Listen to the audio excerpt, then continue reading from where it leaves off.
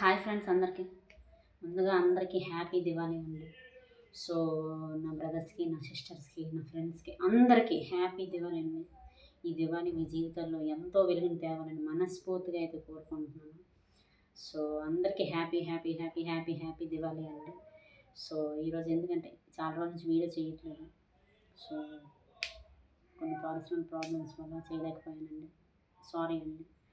So ఈరోజు ఏంటంటే అందరికీ తెలిసిందే ఎస్ఎస్సి ఎంటీఎస్ ఎగ్జామ్ అనేది ఎస్ఎస్సి ఎగ్జామ్ డేస్ ఇచ్చారు కదా. సో ఎస్ఎస్సి ఎంటీఎస్ ఎగ్జామ్ అనేది కొంచెం టైం దొరికింది మనకి, దగ్గర దగ్గర 30 నుంచి 40 రోజులు దొరికింది కదండి. సో ఖచ్చితంగా 30 నుంచి 40 రోజులు ఖచ్చితంగా ఉందండి.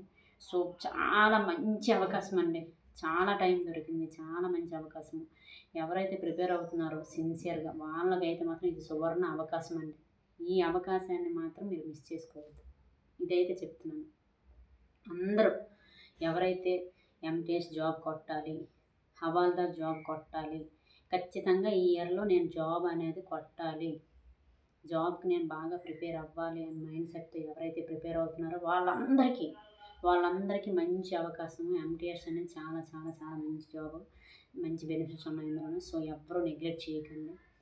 సో ప్రిపరేషన్ అయితే అస్సలు ఆపొద్దు. ఇంకా ఇంతవరకు ఎవరైతే సిలబస్ కంప్లీట్ చేసే వాళ్ళైతే రివిజన్ మీద రివిజన్ చేయండి, ప్రాక్టీస్ మీద ప్రాక్టీస్ చేయండి. ఇంగ్లీష్ మాత్రం ఎవరైతే తెలుగు మీడియం విద్యార్థులు ఉన్నారో వాళ్ళకి ఇంగ్లీష్ అనేది కొంచెం టఫ్గా ఉంటుంది.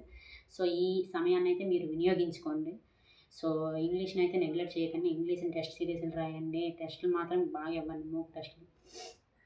సో దాని తర్వాత వొకాబులరీ మాత్రం రోజు ప్రాక్టీస్ చేస్తూనే ఉండండి, రాస్తూనే ఉండండి, స్పెల్లింగ్స్ మిస్టేక్స్ లేకుండా.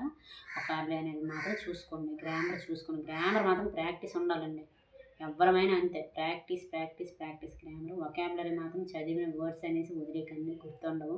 సో మీరు ప్రతి పదాన్ని, మీరు చదివిన పదాన్ని రాస్తూ ఉండండి. ఒక బుక్ తీసుకొని రాస్తూ ఉండండి. దాని స్పెల్లింగ్ వస్తుంది, దాని తర్వాత అర్థం తెలుస్తుంది, synonyms, antonyms, one words, idioms, phrases అన్నీ ప్రతిదీ రాయండి, గుర్తుంటుంది ఎక్కువసేపు, అంటే ఎక్కువ కాలం గుర్తుంటుంది అనమాట. అందుకు చెప్తున్నాను. సో నెగ్లెక్ట్ అయితే చేయకండి. ఇంగ్లీష్ మాత్రం ఖచ్చితంగా తెలుగు మీడియం అభ్యర్థులు ఇంగ్లీష్ మీద బాగా ఫోకస్ చేయాలి.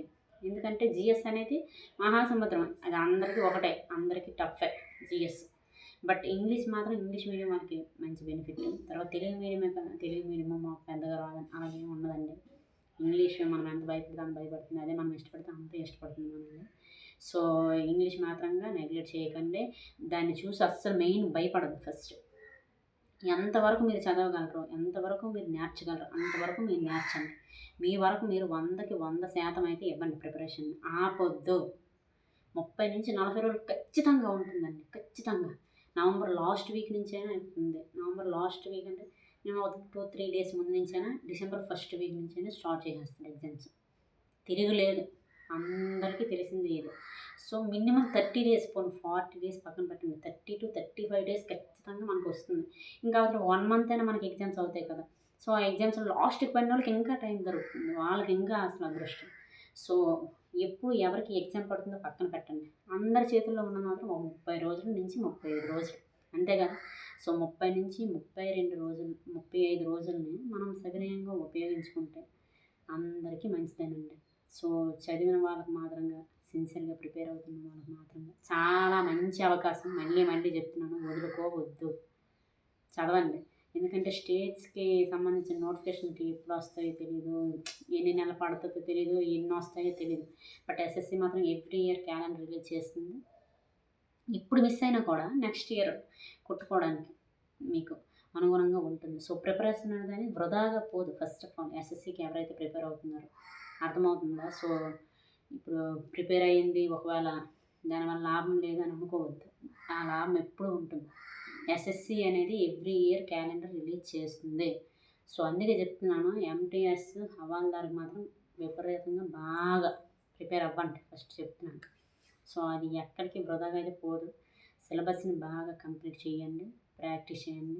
సిలబస్ని కొంచెం ఇంకా డెప్త్గా చదవడానికి మినిమం ట్రై చేయండి. ఎందుకంటే వెండర్ మారింది కాబట్టి వాడు ఎలా అడుగుతున్నాడో మనకు తెలియదు, ఏ టాపిక్ని టచ్ చేస్తున్నాడో తెలియదు. అందరికీ ఇదే ఫస్ట్ టైం, సిహెచ్ఎస్ వాళ్ళకి, సీజీఎల్కి, ఎంటీఎస్కి, అందరికీ ఈ వెండర్తో అందరికీ first time.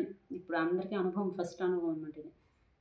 So CHSL exam అవుతున్నప్పుడు కొంత మనకి అవగాహన వస్తుంది,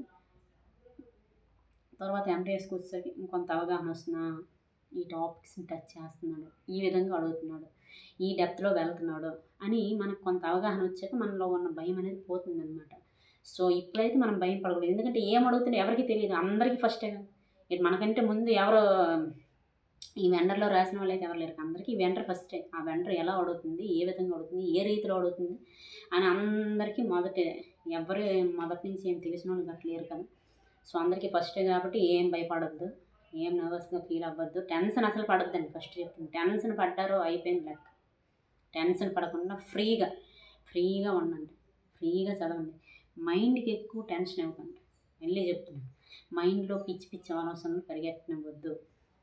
అర్థమవుతుందా? బాగా చదవండి, చదివింది ప్రాక్టీస్ చేస్తున్నాను. ఎంత రివిజన్ అండి. ఫస్ట్ మీరు ఒక టాపిక్ చదివి, ఒక జాగ్రఫీలో ఒక టాపిక్ చదివారు అనుకోండి, ఆ టాపిక్ని మీరు రివిజన్ చేయాల్సిందే.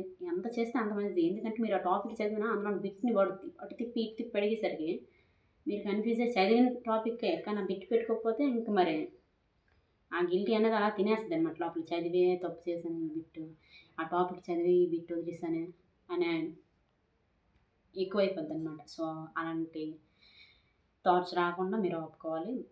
హిస్టరీ అయినా సరే, ఏదైనా టాపిక్ అని ఒక లెసన్ మీరు చదువుతున్నప్పుడు బాగా చదవండి. చదివింది 2-3 సార్లు చదివితే ఏమైపోయింది, బాగా గుర్తుంటుంది కదా, అందులో మిస్టేక్ చేయదు కదా.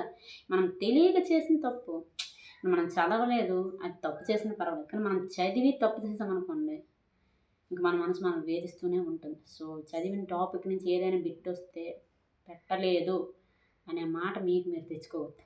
నేను ఈ టాపిక్ నుంచి చదివాను, సో ఈ టాపిక్ నుంచి నాకు బిట్ వచ్చింది, నేను పెట్టాను, ఓకే అలానే ఉండండి.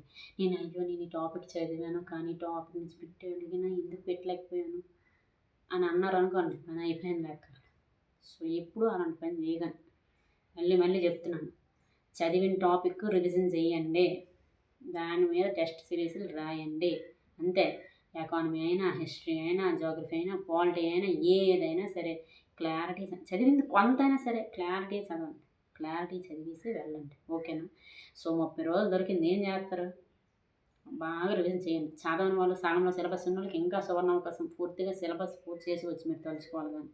సో ఇదేనండి చెప్పదలుచుకున్నాను సో ఈ వీడియో ద్వారా. సో ఇన్ని రోజులు వీడియో పెట్టినందుకు సారీ, ఇక్కడి నుంచి పెట్టడానికి ట్రై చేస్తాను మళ్ళీ.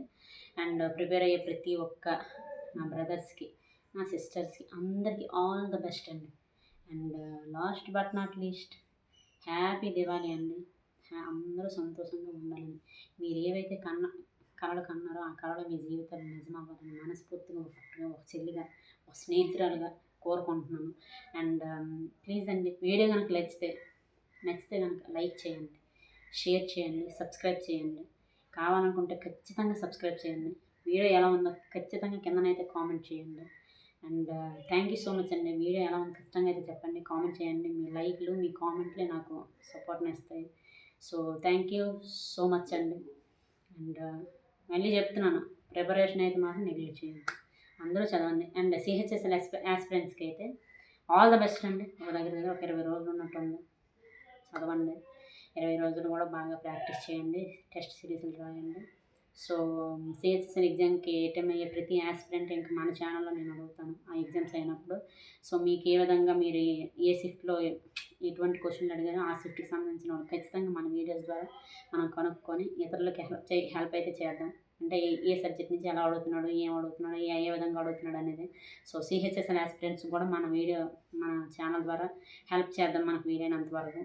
ఎందుకంటే అందరూ ఎస్ఎస్సికి సంబంధించిన వాళ్ళు. సో అడిగే లెవెల్ వేరైనా అందరము ఒకటే కదా ప్రిపేర్ అవుతున్నాం ఎస్ఎస్సికి అంటే. ఆ 4 సబ్జెక్టులే డెప్త్ వేరే అవుతుంది అంతే.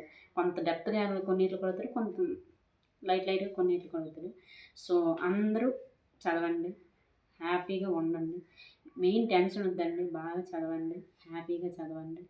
సో థ్యాంక్స్ అండి. ఎంతవరకు ఎవరైతే వీడియో చూసారో, వీడియో చూసిన ప్రతి ఒక్కరికి thank you so much. And మళ్ళీ అడుగుతున్నాను, వీడియో కనుక నచ్చితే లైక్ చేయండి, ఎలా ఉందో ఖచ్చితంగా కామెంట్ అయితే చేయండి. And thank you so much అండి. బాయ్.